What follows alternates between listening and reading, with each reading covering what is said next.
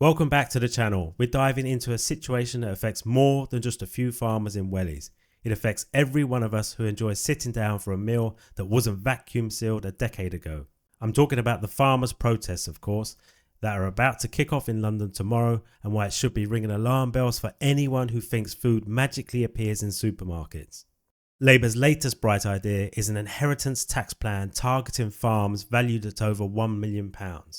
On paper, this sounds like it's going after the land-owning aristocrats and tax-dodging oligarchs, but it's not. Most family farms hit that asset mark without their owners having so much as a shiny penny in their pockets. So what happens when those farmers pass away? Their children are left scrambling to pay a 20% tax bill that could only be settled by selling off the land. And who's standing by? Checkbooks at the ready? Multinational agri-businesses that think organic means adding a dash of parsley to synthetic cheese. The National Farmers Union isn't taking this sitting down. They're rallying 1,800 members to meet with MPs, while thousands more are set to march through Whitehall. Their message: we're not cash cows and this isn't a game of Monopoly.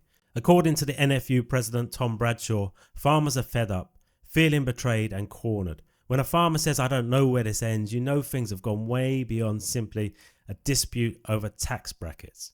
Now, the government claims tax exemptions have allowed wealthy non-farmers to grab up land. Sure, there might be some truth in that, but these people are not real farmers. Does anyone really believe that going after family farms is the answer? They need to target the individuals that take advantage of these loopholes. The farmers are not bluffing. There are already whispers of strikes, and Transport Secretary Louise Hay is busy cooking up contingency plans to stop supermarket shelves from going empty. That's right, empty shelves. Remember that feeling from the big cough incident?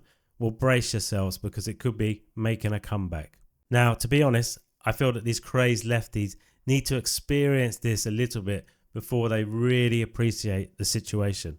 Farming isn't just a job, it's a way of life that's been passed down through generations. Family farms simply would not be feasible if they have to be drastically reduced every time they are passed down through the generations.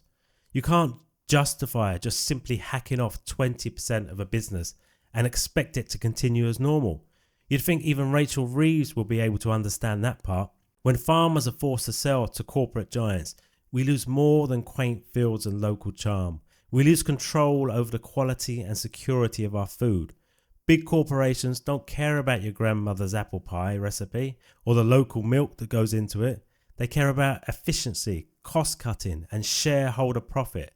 And if that means your tomatoes taste like they've been marinated in piss, so be it. Labour insists this tax will only hit the big fish, pointing out that 75% of estates won't be affected. But campaigners say that number is misleading. The Country Land and Business Association argues that around 70,000 farms could be impacted, far more than the government wants to admit. When the debate is between 500 estates a year and potentially thousands, it's clear someone's not actually an economist and lied on their CV. I wonder who that could be. So it's not just farmers who are fuming, even international players are chiming in, with tractor giant Macy Ferguson backing the protests, stating the obvious: we need to support the people who feed us.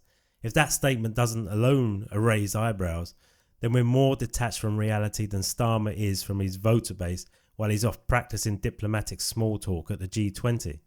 So what happens next?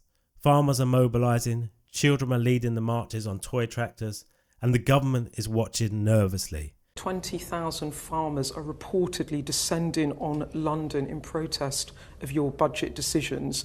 You say you're supporting farmers. Why don't they believe you? We are supporting farmers, and I want to support farmers. If Labour thought this would be a straightforward policy tweak, they're in for a rude awakening. The anger's real, the stakes are high, and this isn't just about inheritance tax. It's about the survival of British farming as we know it. So these are my thoughts, but what are yours? Will the government stand its ground, or will this farmer revolt force them to rethink? Drop your comments below.